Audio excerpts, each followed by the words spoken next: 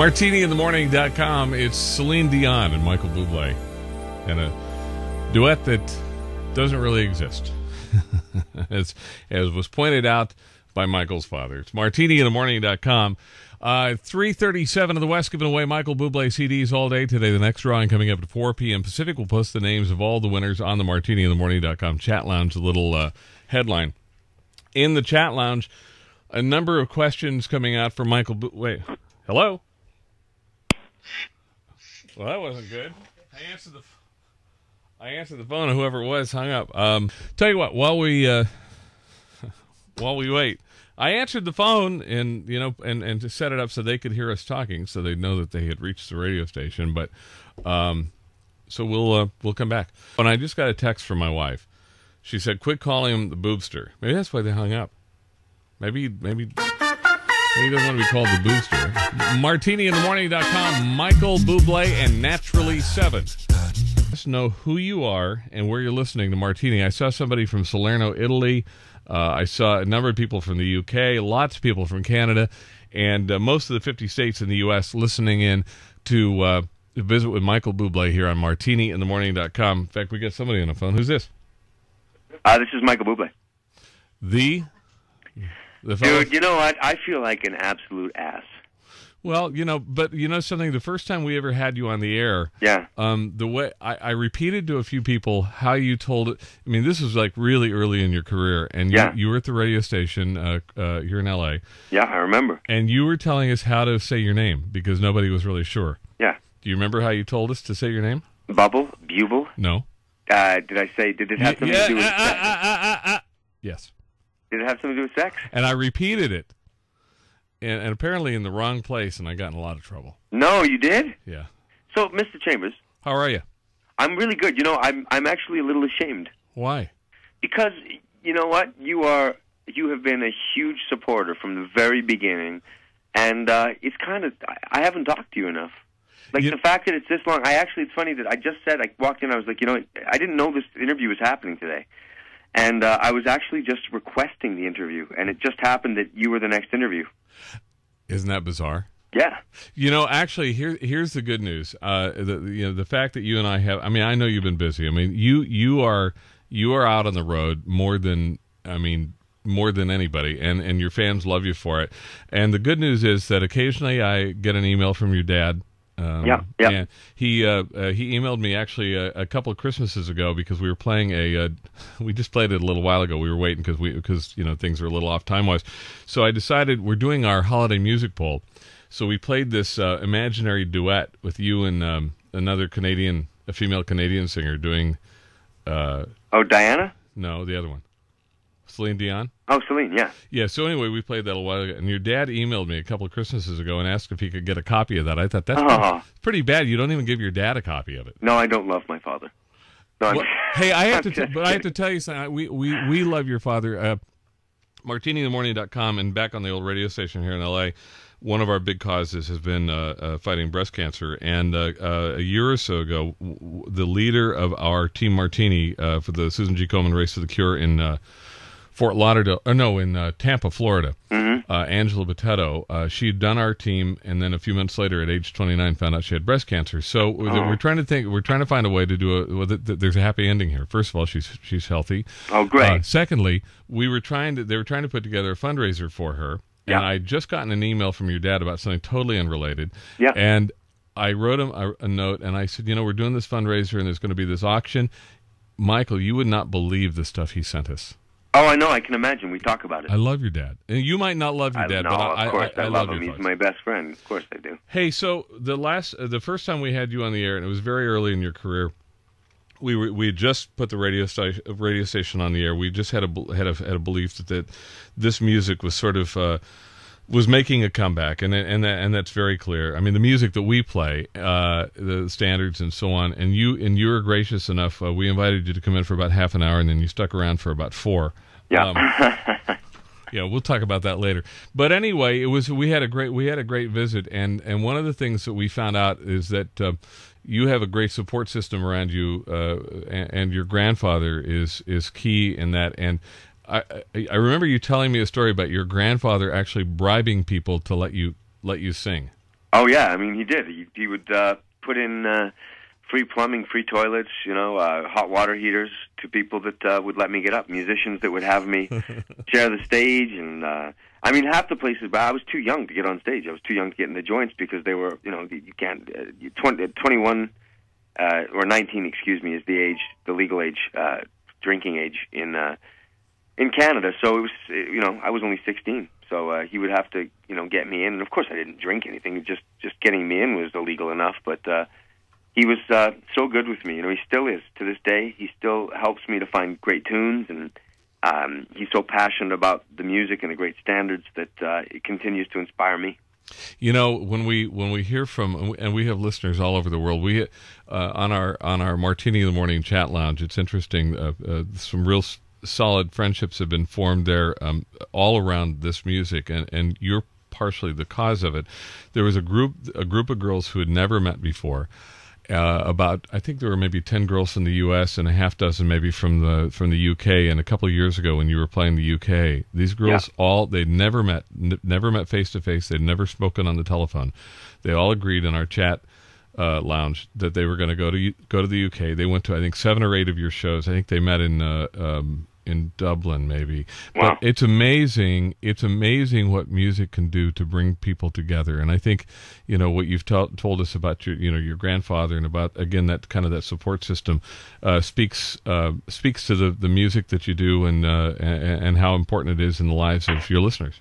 Yeah, absolutely. I mean, what a great honor it is to be able to be part of people's lives. And sometimes, I wrote a song home, and it's always incredible to me to know that it gave people comfort. Even when I wrote the song "Haven't Met You Yet," it was so cool for me that it became kind of an anthem, for single people. They just hadn't met that right person yet. And I mean, some people think it's fluffy and this and that, but to some people it's a big deal. For some people, it sort of helps them, take them to that next place. And I remember being a young kid and being a huge fan of Harry Connick Jr. and thinking to myself, what would I say to Harry if I met Harry Connick Jr.?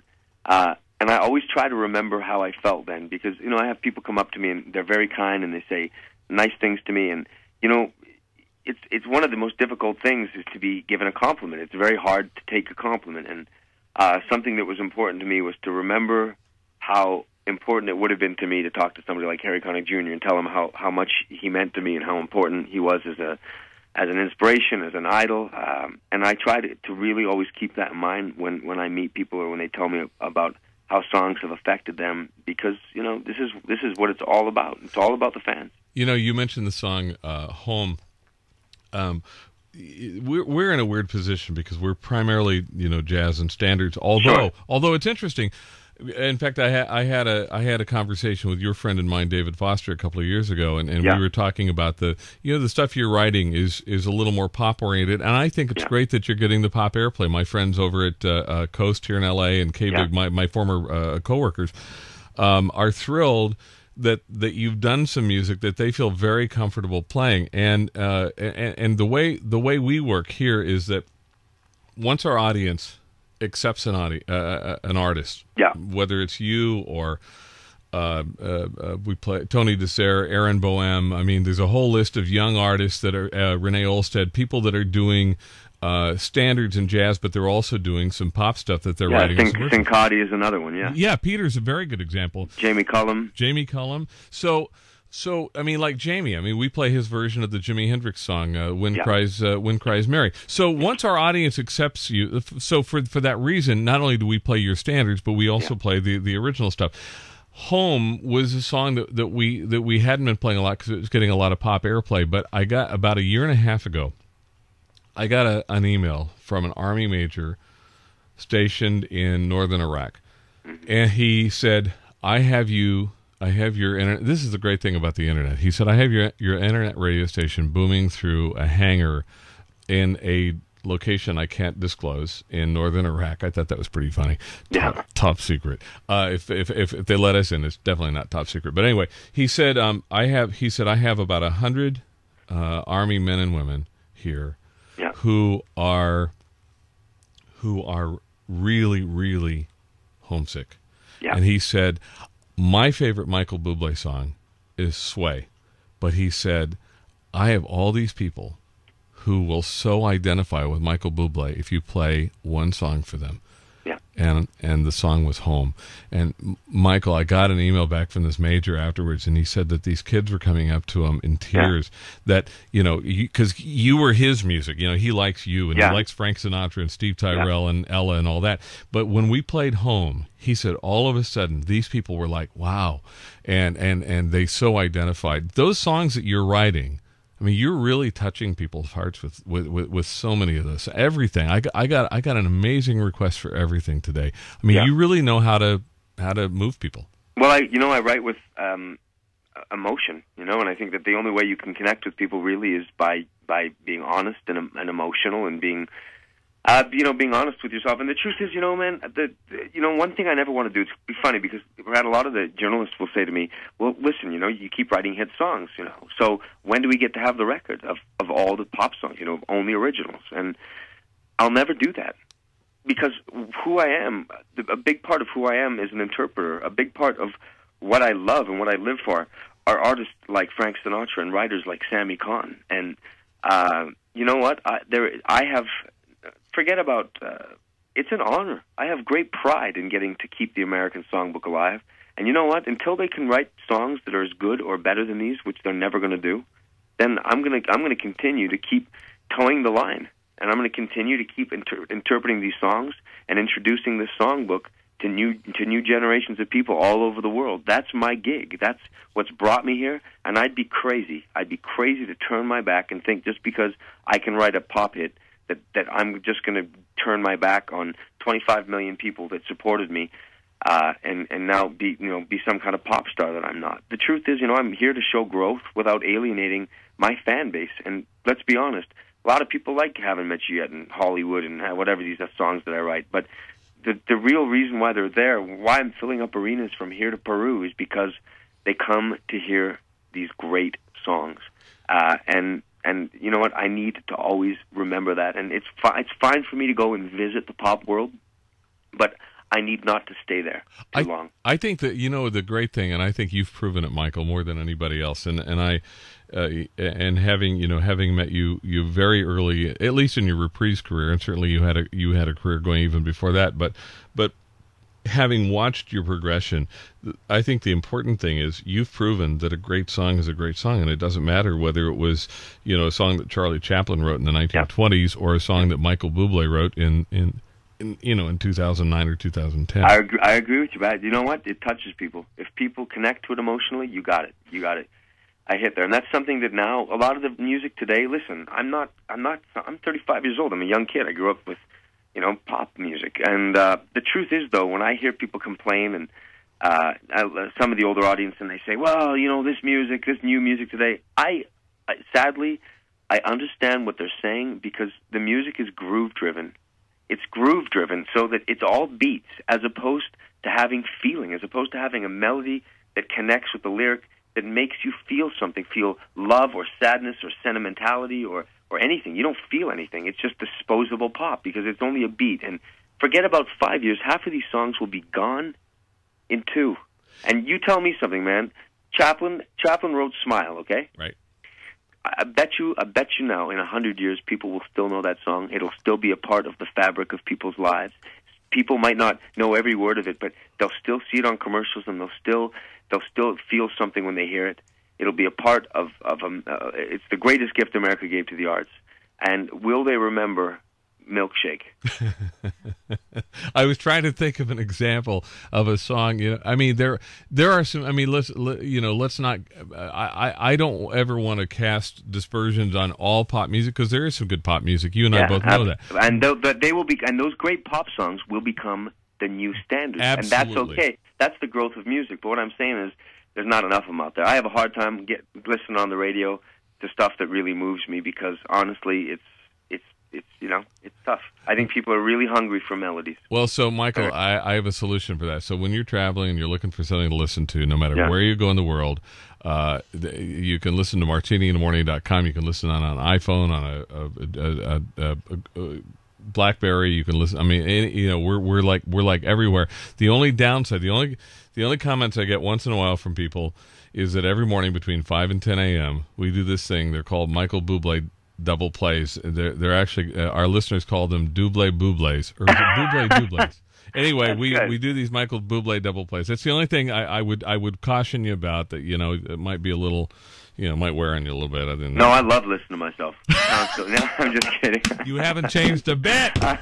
Hey, listen, the first time we had you in the studio, it was funny. I was still learning this music. I grew up in the pop world. I worked in rock and top 40 and country most of my career, and then I got into I met Steve Tyrell, and I got into this music. Oh, it was funny. I'll never forget that Steve called in while you were in the studio, and I don't know if he knew whether to take it as a compliment or not. He said, "Oh man, Steve Tyrell, my mom is a big fan of yours." Yeah. I never figured out whether he took that as a compliment or not. I think he did, but anyway, because your mom's very young. Yeah, definitely. But anyway, you were in the studio that day, and I'm not an expert on this music. I'm a student of it. I love this music. I love these songs, and you were going to sing a song, and I didn't.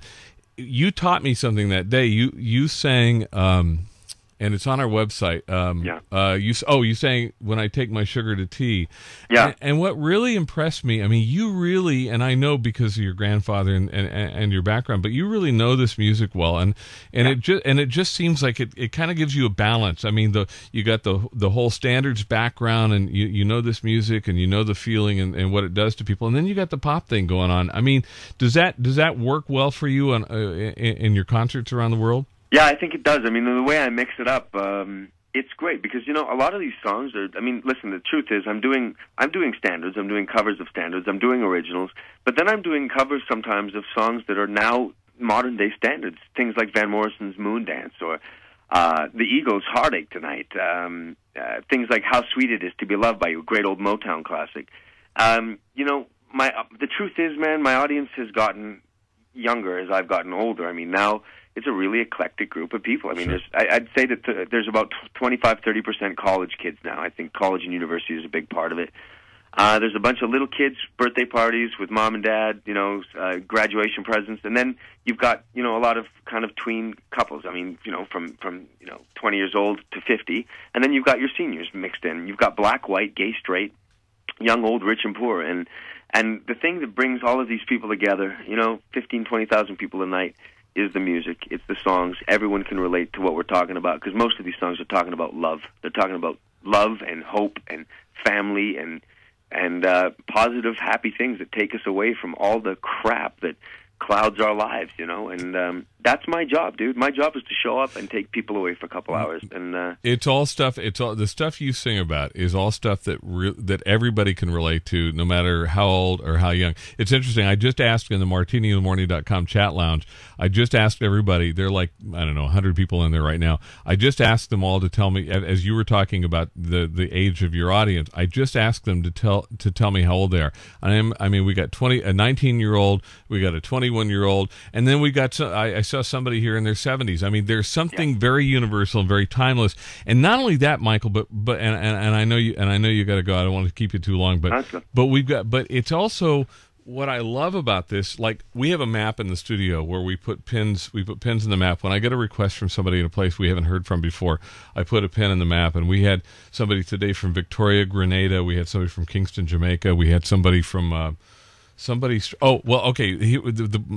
I was headed, we had a number of people today from Portugal. Dude, what did you do to those people in Portugal? I had the best of my life, best audience I've ever had. Michael, they were honestly the best audience. There were 2 nights, 13,000 a night, 26,000 people, and they were absolutely delicious. Great. Party animal, loving, laughing, loving life. I mean, the best audience I've had. They absolutely loved you. I mean, I got a number of emails from people in Portugal. I mean, one woman said that she cried all the way through one of the shows in Lisbon. What was interesting, some regular Martini in the Morning listeners from Portland, or actually from Vancouver, Washington, across the bridge from Irv and Sue Johnson, they went to Portugal to see you in concert.